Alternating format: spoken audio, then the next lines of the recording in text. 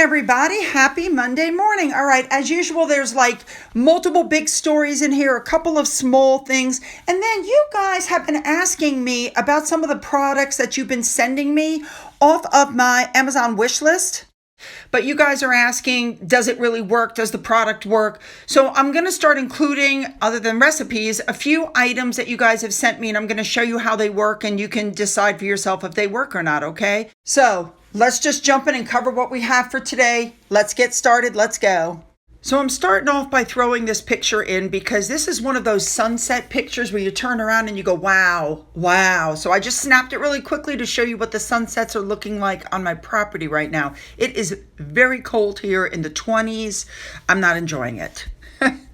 Next, I want to send a thank you to Brenda S. I'm not going to say her full name because she didn't give me permission for these items that came off my Amazon wish list. The ear wipes are for Finn, obviously.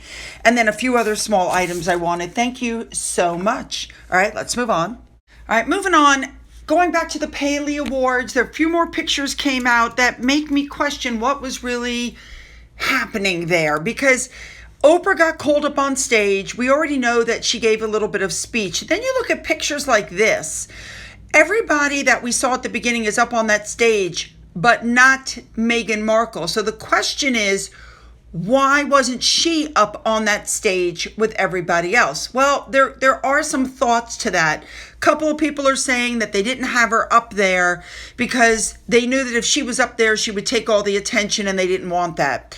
There was some other discussion that maybe she didn't want to go up there. I know, I don't believe that either, but there's some discussion that maybe she didn't want to go up there because she was concerned that people would talk about her, blah, blah, blah. She should have, I don't believe that for a second. And there were a lot of people saying that she wasn't at the right table. She just went and sat down for a picture. I don't believe that. What I'm looking at here is they seem to be the only 4 people at the table. They took everybody else away from the table. Very odd. The whole thing was just odd.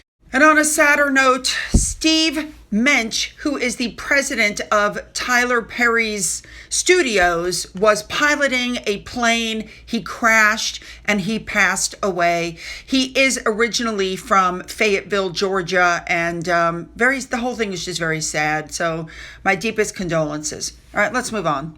All right, next up, I just have to touch on this article because it's absolutely right. We know that Harry and Meghan decided to release their impact report and stuff on the same day that Catherine had something going on.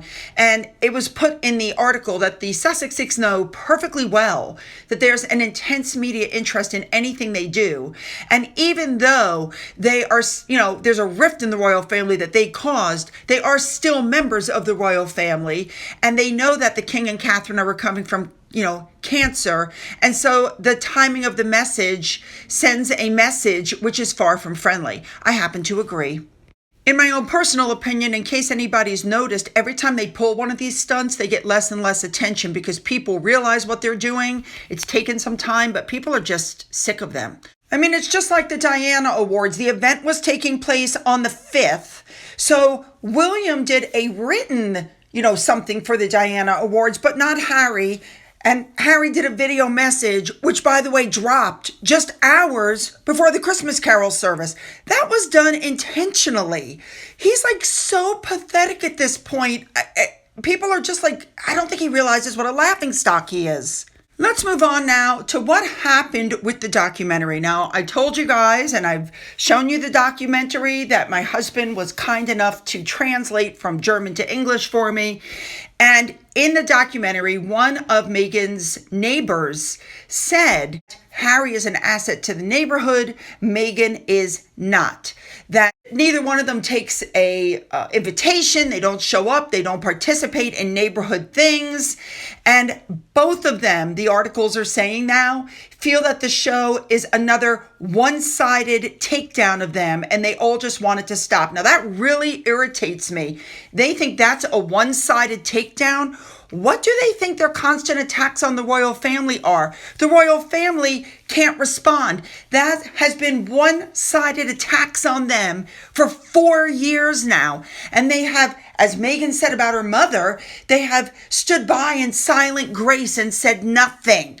But Harry and Meghan keep lobbing attacks. But the second it happens to them, this is unfair. It's a one-sided takedown. You need to stop it. The articles go on to say it's like they can't escape their past and they're still being judged on things that happened over 5 years ago. But it gets people talking and it makes money. Now, one of the things is one of the friends said, this just shocks me. Meghan feels hurt by a lot of people, but by especially her neighbors who she feels have betrayed her by telling people this rather than offering friendship and support. Really? I've shown you guys before that neighbors have gone to the house. They've offered things to them. They've been turned away. They have not accepted invitations to neighborhood things. And now, as usual, Meghan is playing the victim. Now, of course, according to these articles, it's not Meghan's fault. It's hard for her to make, friends because the eyes of the world are on them. Obviously, she's guarded because of what she's been through, but that's because she can't trust a lot of people. And this documentary proved she was right. I'm serious, you guys. That's what it says. I was like, what? And she's got some nerve. She and Harry have been making their money trashing the royal family to maintain public interest. And this tactic of theirs is no longer sustainable. And so now the current strategy is an attempt to heal their rift with the British monarchy and establish a more public, positive image. Unfortunately, that's not happening. You can't behave a certain way for 4 years and then try to reverse courses. It's not happening. Listen, the two of them have brought this on themselves. If you're not going to go out and you're not going to get involved in the community and you don't make nicey with the neighbors, then this is the kind of stuff that happens. And don't forget, as I said earlier, Harry is the one who said that home, United States is his home. They've been welcomed with open arms. They have a great community up in Santa Barbara. But the truth of the matter is they have snubbed their neighbors. They're saying also, by the way, that Meghan has a hard time getting out and socializing. But now her aim is to do more of that next year. So next year, as her confidence grows, she will be, have friends next to her and she will be more nicey with the neighbors and try to socialize more. Give it up, people. Give it up.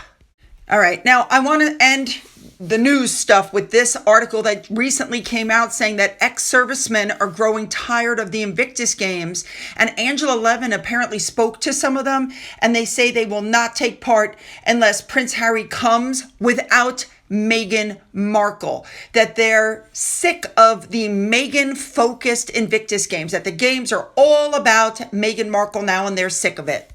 Remember when she showed up in Germany in 2023 in that black dress, she gave a speech and apologized for being late, talking about having to get her children's milkshakes and taking them to school. And she gave the armed forces veterans advice about courage and resilience.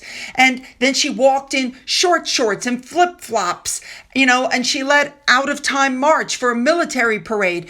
People were very not amused. So a lot of the veterans are saying that Meghan is not part of the program at all. She should not be giving speeches. She should not be leading parades. She should not be giving out medals, that she should be welcomed as Harry's wife, but nothing more. And so now a lot of the veterans are declining to be a part of the events unless he's come on his own. Now, we are aware that they've lost over 2,000 servicemen so far because of all of this. Now, one of the biggest problems is that a lot of the servicemen, this is what they said, they swear an oath of allegiance to the sovereign, but they feel that the way Harry treated the Queen made him a traitor. But he's come up with this new and unexpected plan to bring attention to money and the games. For those of you who don't remember, I showed this to you in a video not long ago. Harry wants to give remote lessons for school children based on the games.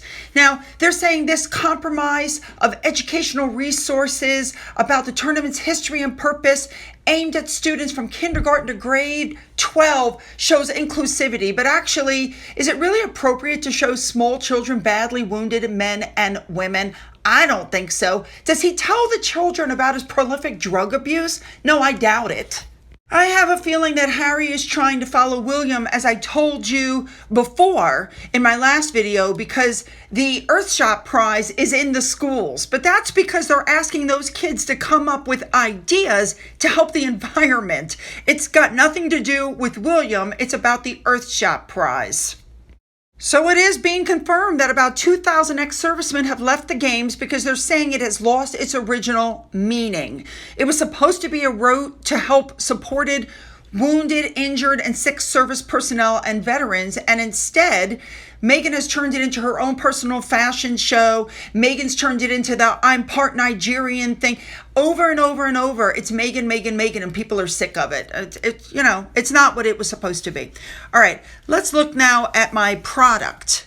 Now, here's two things that somebody sent me in the last year. The first thing was this makeup brush, which, by the way, it works really, really well. And the second thing that I got was a makeup brush cleaner. Now, the cleaning solution you're looking at, I had to buy separately. It does not come with this. So here's what it looked like. Now, the only thing that was kind of interesting was that there was no plug. It was a USB port, so I had to go find a brick to be able to plug it into the wall. That was a little odd to me. Anyway, you put some water and some cleaner in it until it's half full. Then you hit the start button, and here's what happened. And ignore the mess around it. That was just me. So after you've put that in, you press this button and it turns like that. You put the brush in and you press down, and supposedly that cleans your brush. It's doing something. Look at that. Wow. So after about 30 seconds, that's what that looked like. And then I rinsed off the brush, and that's what this looks like. So I'm going to say this is a definite win. All right, you guys, you know what to do. Hit the thumbs up to help with my algorithm. Hit the like and subscribe button and follow me over to video number 2. You don't want to miss it. Let's go.